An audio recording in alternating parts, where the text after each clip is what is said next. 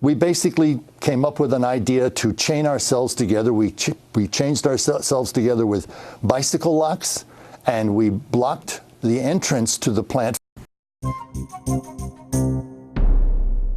One of the highest executions in the world are in Saudi Arabia. Juveniles and disabled are beheaded on the streets of Saudi Arabia. Hello, my name is Stanley Heller. Welcome to The Struggle. The Struggle shown on over 30 cable stations from Vermont to New York City. On the internet at thestruggle.org.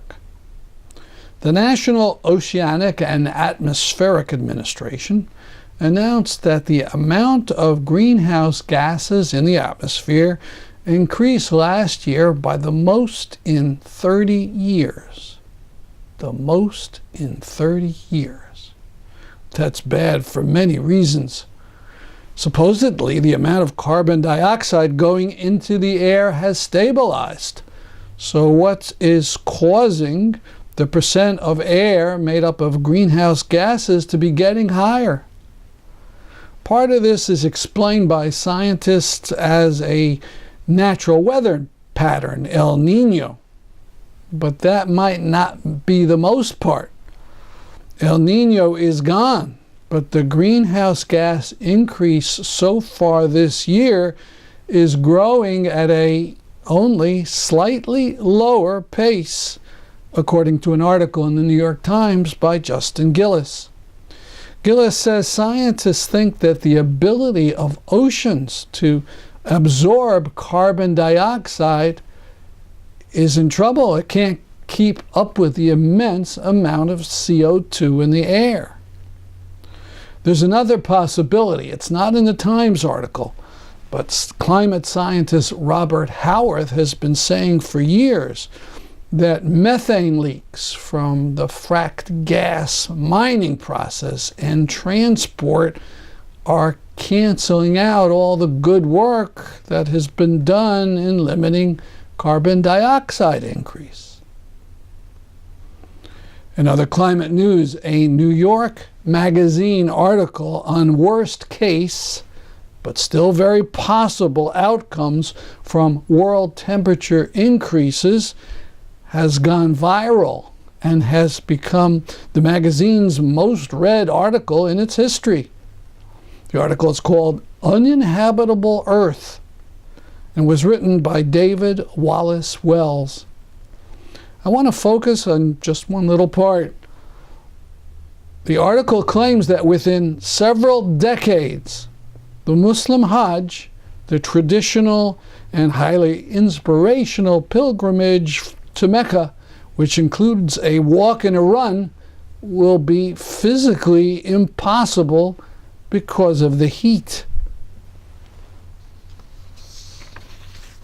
That brings us back to James Cromwell. In our last show, we figured the actor and activist explaining why he tried to block construction of a methane natural gas power plant in New York State, for which he was sentenced to jail time along with Pramila Malik. Yesterday, July 4th, on the day the two were slated to enter prison, they spoke to Democracy Now!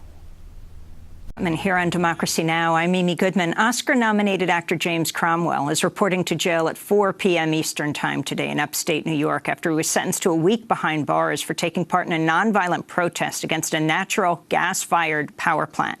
Cromwell says he'll also launch a hunger strike. He's one of 6 activists arrested for blocking traffic at the sit-in outside the construction site of the 650-megawatt plant in Weweyunda, New York, upstate, December 2015.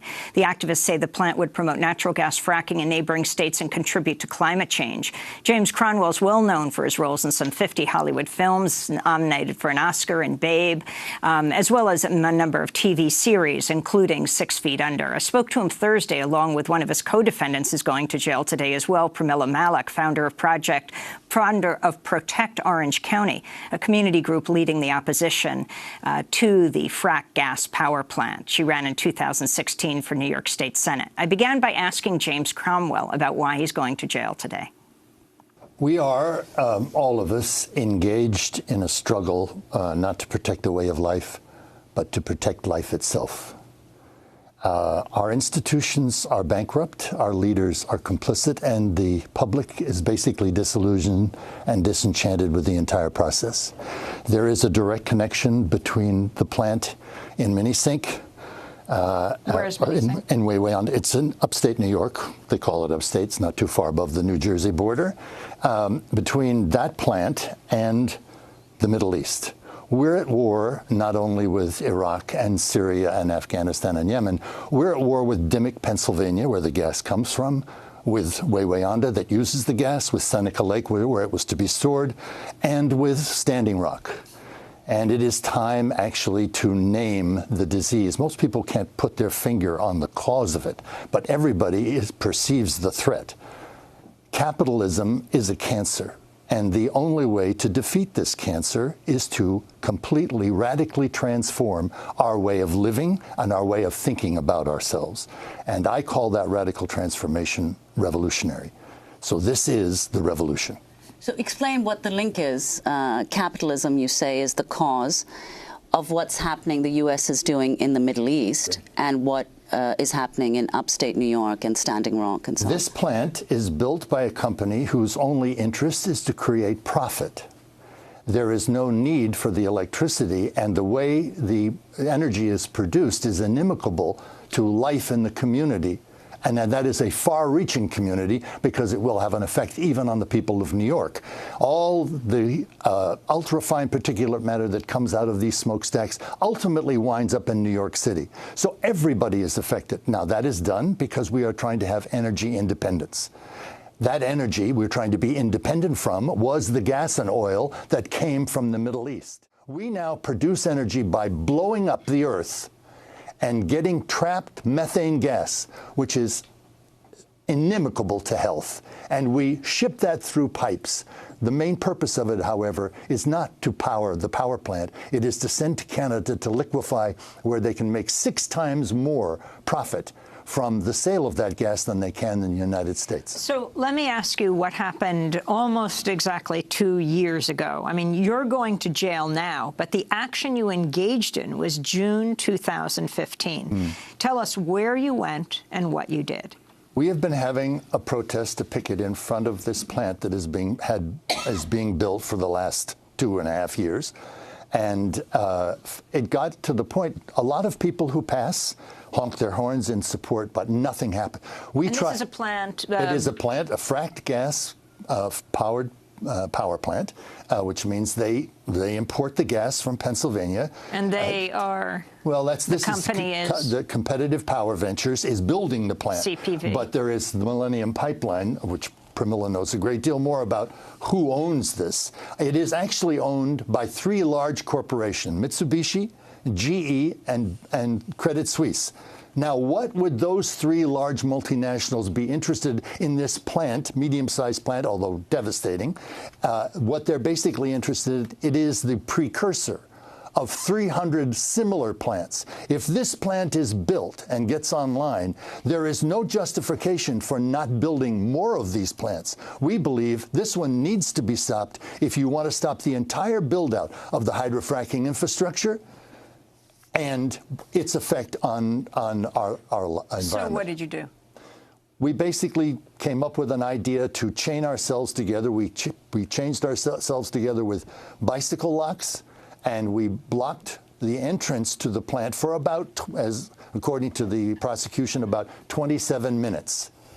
And the judge and the prosecution seemed to imply that it made absolutely no difference to what happened with this plant, but it does make a difference. What we're trying to get out is the message that this is one instance, but it is happening all around this country and all around the world. They're fighting it in England, they're fighting it all over the world. So, Pramila, can you talk about what this plant is, how you were involved in the protest, what this plant is designed to do, and what you think the public health impacts would be if it is built? So this is a 650 megawatt frac gas power plant. it will depend on 100 to 150 fracking wells per year. So we know that in Pennsylvania, there's infant mortality rates are increasing, cancer rates are increasing, aquifers are getting contaminated. But along with that, the health impacts travel all along the infrastructure network. So I live near a compressor station, and we have already documented health impacts in my community in Minisink of nosebleeds, headaches, rashes, neurological symptoms. And this is as a result of? Exposure to a frac gas compressor station, the Minisink compressor station. And this was documented by a team of scientists. So, you know, the technology is relatively new, and people are just beginning. Scientists are racing to try to understand what's happening. But frontline communities like ours, we feel it, we see it, we know that there's a health impact. And so how did you get involved with this June 2015 protest, and what exactly did you do? Well, I also locked myself down with James Cromwell and with Madeline Shaw. And Madeline Shaw is? She is an elderly person who lives in the community. She's very worried because she feels she's going to have to leave the home that she lived in since 1949 if this plant is built. James mentioned Seneca Lake. Now, wasn't there a recent victory of environmentalists to stop the storage facility there?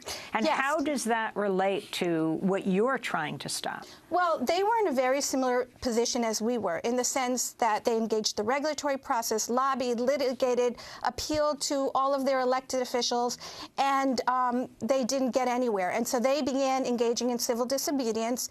And I think that created enough pressure on the company that the company eventually withdrew their application for that storage facility.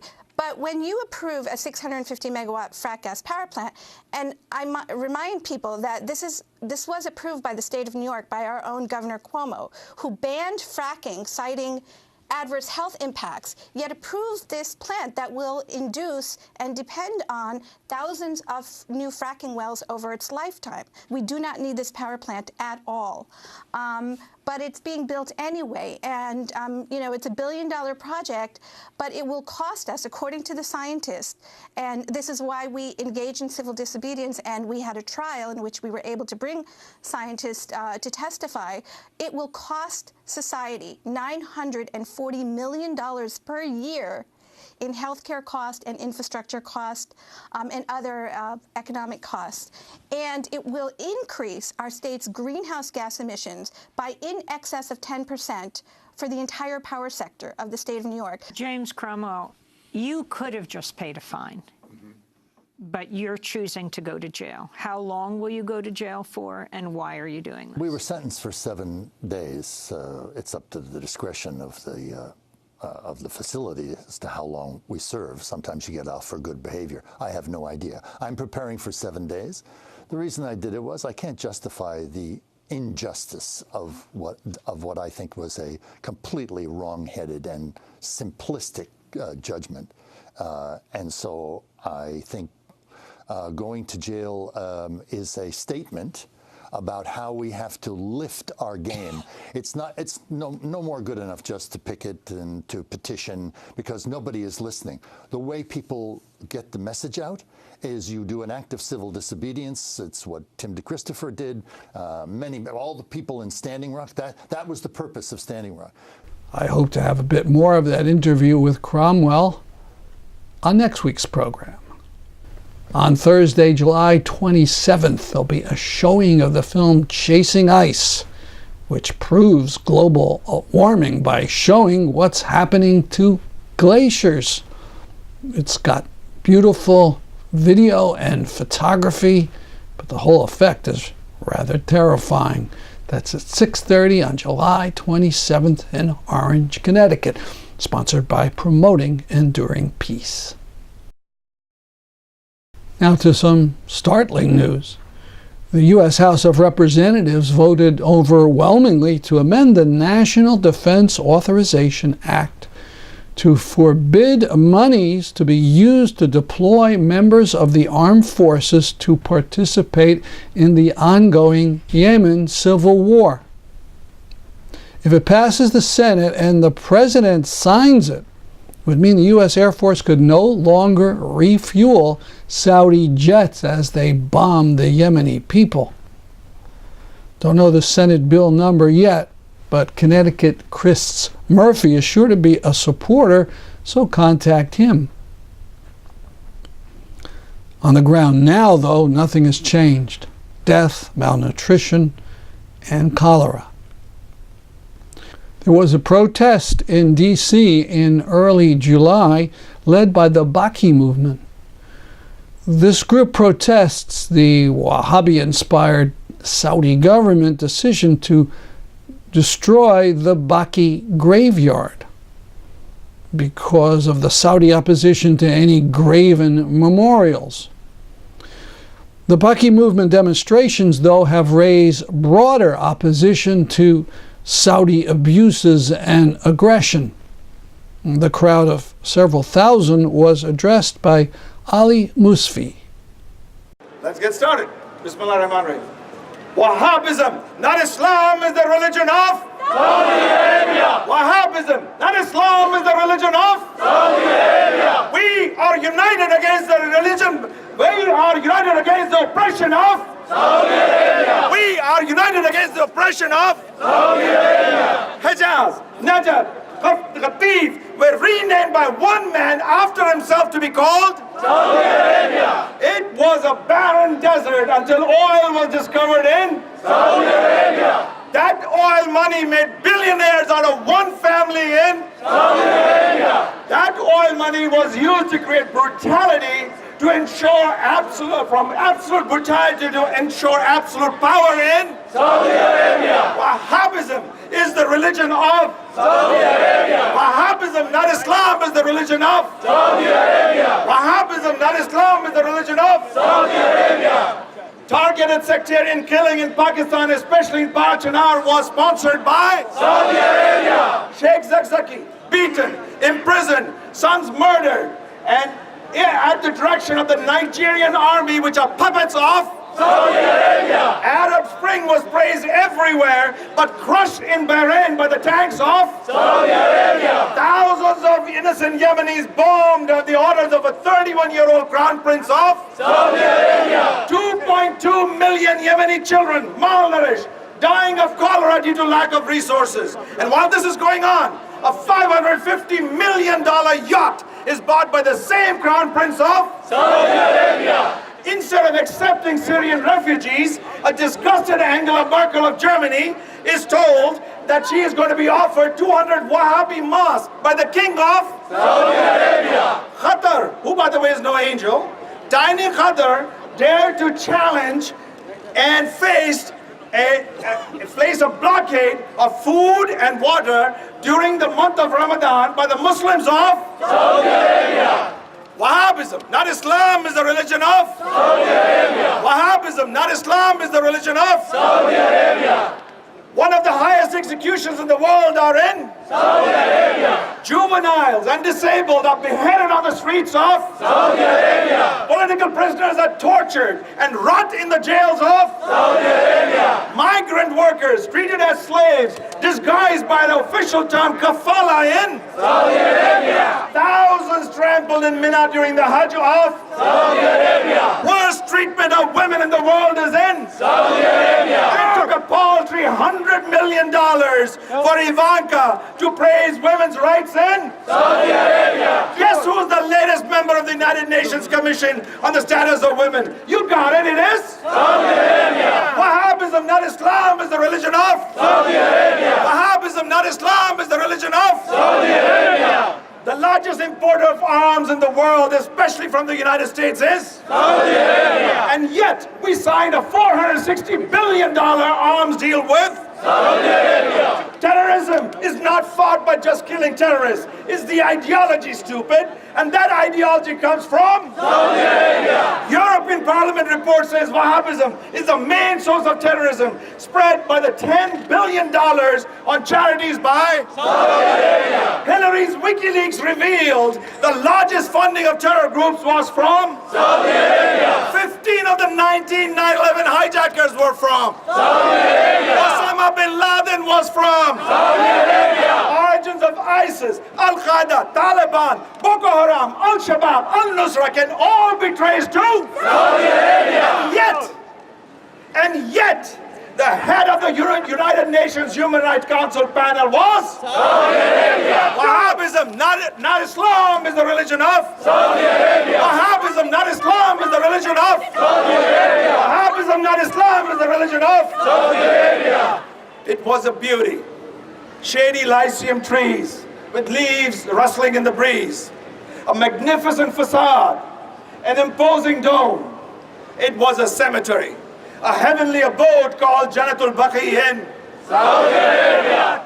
Buried here were the family of the Prophet, soldiers of Islam, and regular citizens of Saudi Arabia. It was destroyed in 1925 by the soldiers of Ikhwan under the orders of King Saud of Saudi Arabia. Ironically, 4 years later, when they became a liability, the same Ikhwan were massacred by the same King Saud of Saudi Arabia. Destruction of Baqee was the start of the oppression. As the people kept quiet in Saudi Arabia, 95% of the Saudi heritage has been destroyed by the Wahhabis of Saudi Arabia. Baqee symbolizes not just the personalities buried there, but all Muslims oppressed by Saudi Arabia. We demand the rebuilding of Al-Baqee in Saudi Arabia. We demand the rebuilding of Al-Baqee in Saudi Arabia. We demand the rebuilding of Al-Baqee in Saudi Arabia. Wahhabism, not Islam, is the religion of Saudi Arabia. Wahhabism, not Islam, is the religion of Saudi Arabia. There is hope. A lion called Nimr was born and then murdered in Saudi Arabia. The roar of that lion can still be heard across the sands of Saudi Arabia. Thousands of Nimrs, including yourselves, thousands of Nimrs have been awakened by Saudi Arabia. These Nimrs will crush a despotical Saud family in Saudi Arabia. True Islam will return to Saudi Arabia. Women, Christian, Jews, Hindus will all be respected again in Saudi Arabia. Peace and tranquility will return to Saudi Arabia. And then one soft but powerful sound will come from the graves of Al-Baqee, which is located in Saudi Arabia. And that sound is Labbaik ya Zahra. Labbaik ya Zahra. Labbaik ya Zahra. Labbaik ya Zahra. Labbaik ya Zahra. Raise your fist. Labbaik ya Zahra. Raise your fist. Labbaik ya Zahra. Raise your fist. Labbaik ya Zahra. Labbaik ya Zahra. Labbaik ya Zahra. Labbaik ya Zahra. Labbaik ya Zahra. Labbaik ya Zahra. Labbaik ya Zahra. Labbaik ya Zahra. Labbaik ya Zahra. Labbaik ya Zahra. We'll end with something very encouraging. Turkey is becoming more and more a one-person dictatorship. Since an attempted military coup a year ago, the Erdogan government has fired tens of thousands from their job and arrested thousands of others, including leaders of the left party that stands for the rights of Turkish Kurds. Yet over the last few weeks, the opposition launched a totally peaceful, Gandhi-like march of some 250 miles, which ended in an immense rally. In Turkey, hundreds of thousands of people rallied in Istanbul Sunday on the final day of a 260-mile march from Ankara protesting Turkish President Erdogan's brutal crackdown against civil society. This is opposition leader Kemal Kılıçdaroğlu. The era we live in is a dictatorship. I want everyone to know that this is a dictatorship era. The government took advantage of the coup attempt that was carried out on July 15th, and they staged a coup on July 20th by declaring a state of emergency. They usurped the power of parliament. We call that the July 15th coup of the presidential palace. The implementations of the state of emergency, which turned into a civil coup, has given the executive, legislative, and judiciary powers to one man. Since the failed military coup nearly a year ago, the Turkish government has jailed 40,000 people, and 150,000 teachers, judges, and other state workers have been suspended.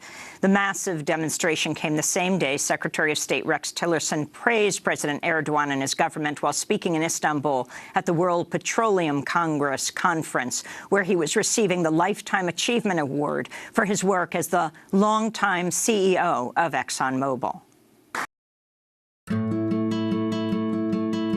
After World War II, the countries of the world got together and said, we can't let this happen again. In that war, over 50 million people lost their lives. The word genocide was introduced to our language. So the countries of the world gathered and they created the Universal Declaration of Human Rights. They said these are the human rights that all human beings have because they are human. Amnesty's role is to make sure that those human rights are enjoyed by everyone, everywhere. Amnesty does this in three ways. Firstly, we research human rights abuses. Secondly, we bring the evidence of those abuses to those who are in power and who are able to make the change that is needed to stop them occurring. And thirdly, we mobilise millions of people around the world to pressure those decision makers to make them stop those human rights abuses. One of the things that makes Amnesty unique is that for 50 years it's been a grassroots movement. It started with groups of people in small communities getting together to put pressure on governments that locked up people for their political beliefs. Many people in our world are suffering with many kind of torture by their states or by their law enforcement agency or force. Grassroots has always been central to what Amnesty does. It's a worldwide movement of millions of people with hundreds of thousands here in Australia who get together and work in their communities to protect their own human rights and the human rights of people around them and the human rights of people around the world. Amnesty campaigns on many different human rights abuses. Amnesty's campaigns can start from a member of the public walking into one of our action centres anywhere in the world and telling us about someone who's been abducted, someone who's at threat. We research, we make sure we know what's happening, and then we campaign if we find that human rights abuses are occurring. But our campaigns can also come from long-term strategic thinking. What can we change about the world to make it safer for people? And it's those sort of campaigns, but things like a convention against torture and a global arms trade treaty that potentially save the lives of millions of people. So whether it's the rights of an individual or the rights of millions, Amnesty is committed to change, no matter how long it takes.